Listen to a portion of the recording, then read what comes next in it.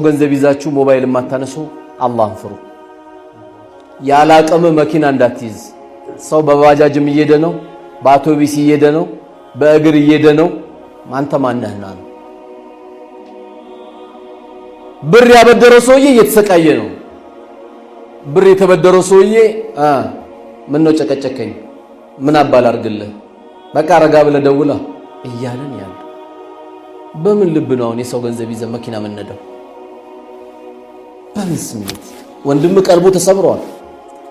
ነገ ሰጣለሁ፣ የዛሬ ዓመት ሰጣለሁ፣ ቼክ ሰጣለሁ ምናምን ብለን ያለ ነው። የሰው እንባ ይዘ መጣ የምትደሰት ሚስት ከሆነች ገና ሚስትነቷን ምርመራ ያስፈልጋታል። ወላሂ የሰው ላብ የሰው ገንዘብ ሳትይዝ የምትኖር ወንድሜ ወላሂ ረሃ ሆነ ነው አንተ የምትንቀሳቀሰው። እንዳንተ ነፃ ያወጣ የለም። ቁጭ ብለህ ንገራት ሚስትህን። ለምን ደብቃለህ? እናቴ ባለቤቴ አላህ ሰጠን ከለከለ፣ እየው ታገልኩ አላገኘውም። አላህ ሰብር እንዲሰጠኝ እመኛለሁ፣ አንቺንም ሰብር ይስጥሽ ብለህ ነው እንጂ እሳት ይዘህ እንዳገባ። አሁንም ያስከው ካለ ጻፈው ደብተር ላይ። ወንድም እንደውለ አብሽር ወንድሜ ዱአ አርግልኝ ወላሂ ከፍላለሁ ብለው አላህ ይከፍልልሃል። አሁን ብዙ ሰው ለምንድን ነው የማይከፍለው? ንያው መጀመሪያም ላለመክፈል ነው። ሲወስደው ቆይና አንዴ ብቻ ኪሴ ይግባ እንጂ አሳየዋለሁ ይላል እንዳለው አላህ ያሳካለታል። ንያው አለመክፈል ነው። ተበድሮ ከወንድሙ የተበደረ ወንድሜ ከፍላለሁ ብሎ ከተበደረ አሉ ነብዩ አለይሂ ሰላቱ ወሰለም አላህ ሊከፍልለት ቃል ገብቶለታል። አትክፈል። አሁን እኮ ብዙ የሚፈልገው ብሩን አይደለም፣ በገዛ ገንዘቡን ሰድበዋለን። ደውለ አብሽር ወንድሜ ዱአ አርግልኝ፣ እስቲ ረካዓቴን ሰግደ ዱአ አርግልኝ ቢኢዝኒላህ ከፍላለሁ አብሽር በለው። ድንገት አይታወቅም እንደዚህ ስላስደሰትከው خلاص በቃ አፉ ብያለሁ አብሽር አይዞ በቃ ደስ አልከኝ። ይሄን ነበር የፈለኩት። ለጠላት እንኳን ሞባይል ይነሳል ይባላል እኮ። ለምን እገላለሁ ሲል አንተም ዱላ ይዘህ ጠብቀዋለህ። ባላነሳ ቁጥር ወንድምህ ቀልቡ እየተበላሸ ነው የሚመጣው። ትልቅ ቤት እያለው አይ እዚህ ጋር 3 ክፍል ሊጨምር ነው ይላል። ለምን ይመስላችኋል?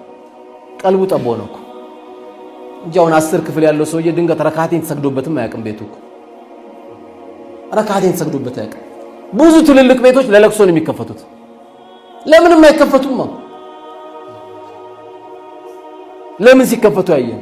ለዚህ ነው ነብዩ አለይሂ ሰላቱ ወሰለም ቤት በምትሰሩበት ጊዜ ቤት ብዙ ካላችሁ አንድ ቤት ላይ ፍራሽ ካለ ሰው የማይተኛበት ከሆነ ጠቅልላችሁ ቁጭ አርጉት ነው ያሉት።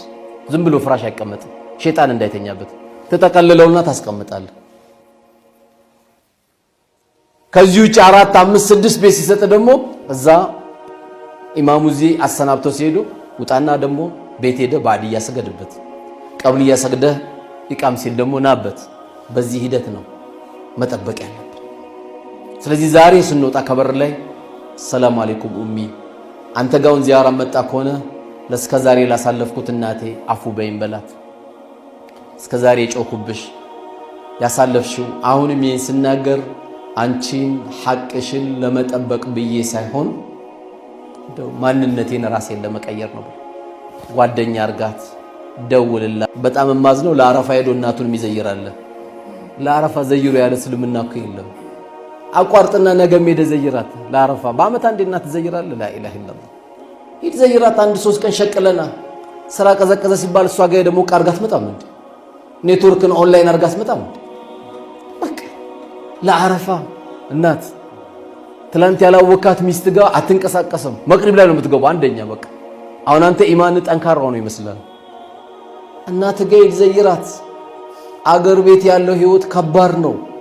የሚበሉት ቆጮ፣ የሚበሉት ቡላ፣ የሚበሉት በቆሎ፣ ልብሳቸው እንኳን ላያቸውን ኤክስፓየርድ የሚያደርገው ልብሳቸው ትንሽ ስጦታ።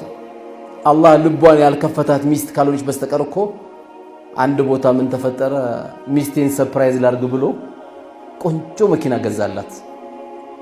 ከዛ በሩን ከፍቶ ሊያሳያት ፈለገ።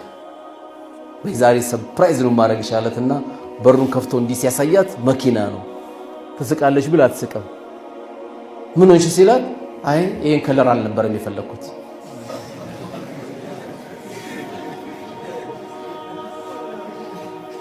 لا إله إلا الله 2 ኪሎ ቡና ደግሞ ለእናት ብትሰጣት ለባባ አንድ ኢማማ ይዘል ብትመጣ ያ አላህ ጀነት የገባ ያክል ነው የምትደሰቱ።